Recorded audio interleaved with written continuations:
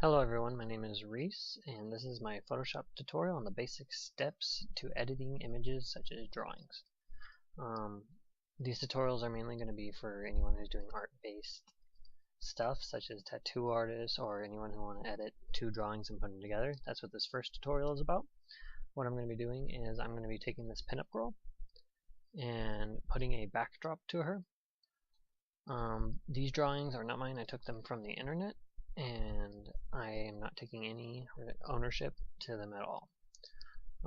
Starting off, when you import images in, sometimes they'll come up as smart objects, which if you look in the layers panel, which you can get to by pressing Window, Layers, you'll see this little image. It's a page with a little page in front of it. This means it's owned by someone else and that you can't edit it unless you agree to it, which would rasterize it. So if you take your brush tool over here or your eraser tool and click on it, it will ask you to rasterize the image, and all you have to do is just hit OK, and now you can edit the image. So let's do it to both of these. Alright, so now that you have your images rasterized, what we're going to do is do a little editing of them. So this one has a watermark. A watermark just signifies that you can't copyright it, but we're not doing anything that is for money gain, so we're just going to get rid of that. And the first step people usually take is they grab the eraser tool and just erase it out. This is always, the go-to method, but if you mess up too many times and you're erasing and you just don't like it, you can't go backward. You're going to have to start all over. So what I'm going to do is teach you the method on doing that. If you're wondering how to step backward, you can do it by doing Edit Step Backward. For Windows computers, you press Control-Alt-Z, or I think for Mac it's Alt-Z. Alright, so to edit these without using the eraser tool, what you're going to do is go to your layers menu and go all the way down to the bottom. Here you will find Add Layer Mask. What Layer Mask is, it puts a little shield in front of it that you can edit and not destroy your image at all. What you have to do is make sure you're highlighted inside the layers box. You'll see this little square appear on your layer that you're on. This is your layer mask, and you go to your brush tool. Make sure we have a nice hard brush. Yep.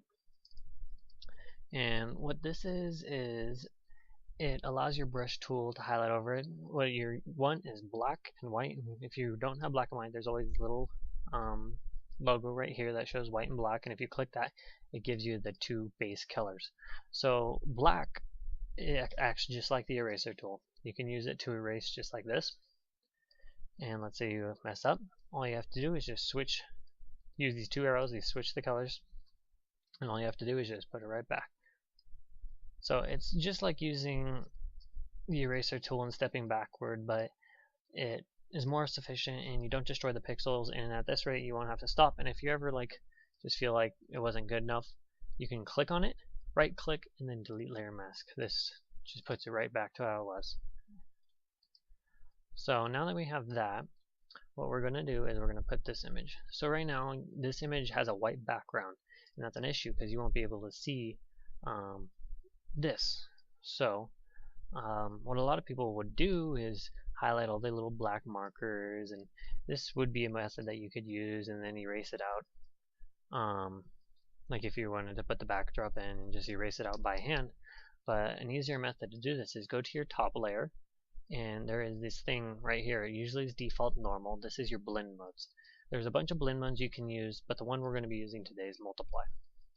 What multiply does is it takes the white out of the image. This won't work for colored images or life pictures. This only works best with black and white images, so if you're going to use it for these. Now, the issue I'm having with this, I don't like it, is because that black is really dark. On the layers panel, it's also up at the top here, there's a thing called opacity. You can either click here and drag the bar down, and this will lighten the image. This makes it more see-through. It doesn't lighten, it makes it see-through. If you're wanting to lighten it, you would have to go to your hue and saturation and raise the lightness of it, I believe. But that's going to be in a different tutorial. So that's another method. Also, if you hover over where it says opacity, you can also drag this left and right. So let's just make this a little brighter. That's not bad. Alright, and now we're going to edit our image. So we're going to be erasing wherever we want the pinup girl to be. So we're taking out a lot of the leaves. So we already have our layer mask. Make sure you're hovered over it. Now the basic method is to use your black brush and just draw it out. Take out any of the blackness that you want. And this method is, foolproof. It takes a lot more time than the others. Right now I'm using my tablet. The tablet makes drawing a lot more simpler. So that's usually what I'll do, that method, because I'm able to draw and it makes it really easy and quick. Now, if you don't have a tablet and you need to finish this quick, there's other methods.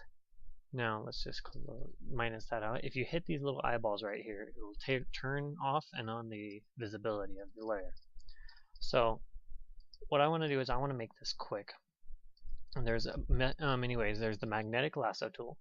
This one's a really nifty tool. It follows the color of the image. This really works well if you're taking a life picture, because it follows darkness and lightness and will follow it. As you can see from the line, I'm actually not drawing that. The best part about this is just because it's really easy and it's pretty precise. It does leave a jagged line at some points, which isn't the most liked method, but as you can see, it works pretty well. If I turn the visibility up right now and I raise my brush size, it takes it out real easy. Alright, now my favorite method and possibly the quickest, this tool is called the Magic Wand tool. It's right here at the top.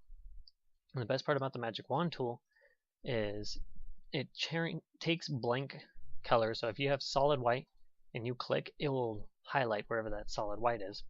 The best part about this is you can just hold shift and keep clicking. And oh, too much. And this makes it so much easier to highlight areas. So we're just gonna do this real quick. Just the big spots. We'll get the brush in later. Okay. And now we can go back to our layer mask, click on it, use the brush. Oh, you want to use it? Oh, that's fine. Don't forget to take off the layer mask. There we go. Alright. And as you can see from that, if I take off the selection, just go to select, deselect if you want to take the selection off. It took off a big chunk of it and it saved a lot of time. Now with that in mind, you can just pick off the areas with your brush tool and pretty much you can see where the drawing is going. So that's an easy way to edit images. If someone sends you a pinup girl and they want some backdrop to it, this would be a great way how to just quickly edit out the image, and you have all these circular designs or any form of like filigree if you had it in the background. You can they get to choose which one they want their base drawing to be on, and you can just plop it right there, and it's really easy and pretty much foolproof. So that's the first part. Let's see how that looks. It's easy. Maybe we can raise the brightness a little bit. The opacity. Yeah. Alright, so that's the first part. Actually, this is going to bother me. Just finish that right there. Alright, cool. Alright, here's part 2 of the tutorial.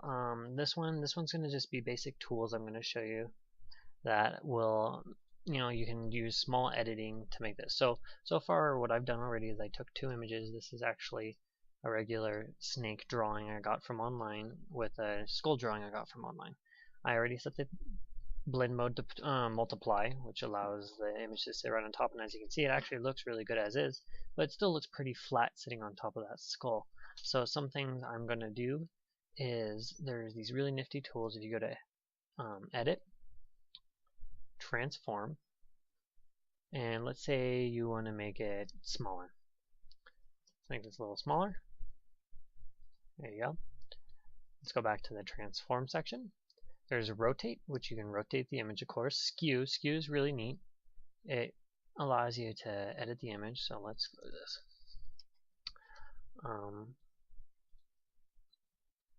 And then distort.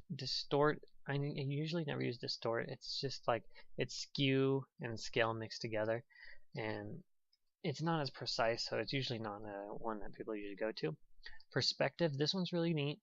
It helps a lot if you're like doing 3D perspective of an image and you need to change it just a little bit so it fits in the environment.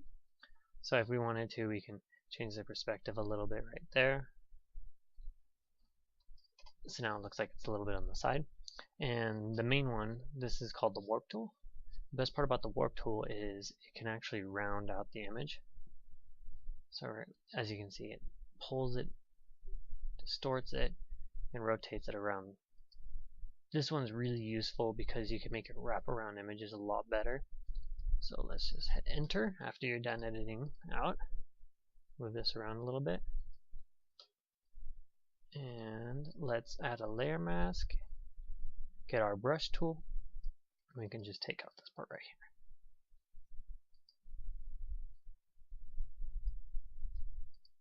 There you go.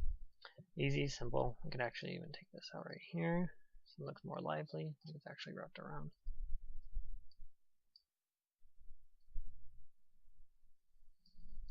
There you go. It's pretty simple.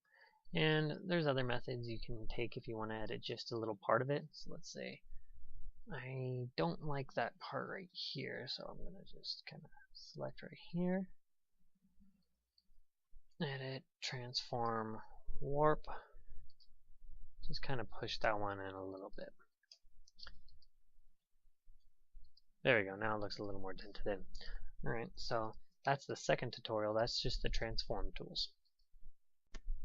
For this next part, I want to show some easy steps to take when you're wanting to edit an image and make it look better. Let's take this image for instance, where half of it is this clean face and the other half has a girl whose face is blemished and freckled. If you're wanting to remove these freckles, this one's a little bit too much, but in other situations we won't be dealing with, you know, a face that has that much going on with it. So the basic tools we're going to be using is up here to the top. The first one is the spot healing brush. This one is the basic tool. It's really simple. All it is just pretty much a point and click, and what you do is just draw on a certain spot like this, and as you can see, the image starts clearing up. Since it's so dark on her right side of her face instead of her left, it may come out a little unclear, but you can see it fix itself and her face is actually coming out a lot better. Now the second tool, and this is usually my go-to tool, is the healing brush tool. This one is really easy because it chooses a spot in the face. So let's say we want her to have her pink rosy cheeks. What you can do is just hold Alt, click it, and it chooses that spot, and you can actually see it drags that same color spot, and you can actually start cleaning up that blemish. But let's put it up here. And it's the same thing as the spot healing brush. It's not as easy, but you can be a lot more accurate with it, and you actually get to choose how the skin tone is and all that stuff, which is really nice. You get to be more accurate, and it takes off a lot more stress than the spot healing brush, which you pretty much just rely on the computer to fix your problems. Alright, the next tool is the patch tool. This one, it's a little weird. What it is it selects an area, you hold down Alt, and you select an area. So I just selected this spot right here, and when you have your spot selected, you're going to drag it over the correction. Oops, I did that backwards. So select, deselect with this one. Okay, so you're going to highlight over the blemished area and then drag it onto the clean area. This one usually is the cleanest choice, but as you can see where the cleaning spot was. What you can do is just hold Alt, drag it across. Select, deselect. Since I'm using all the brushes, it actually has, it looks like she has a bump on her head. But the other two ones, you don't have to worry about. There's the red eye tool, which is if you have a photograph. We don't have much red eye in the cameras anymore, so that's not usually an issue. And the other one, content aware move tool, it's more or less just a complex move tool, and I usually avoid it. So those are the tools to use when you're wanting to clean up blemishes off a face.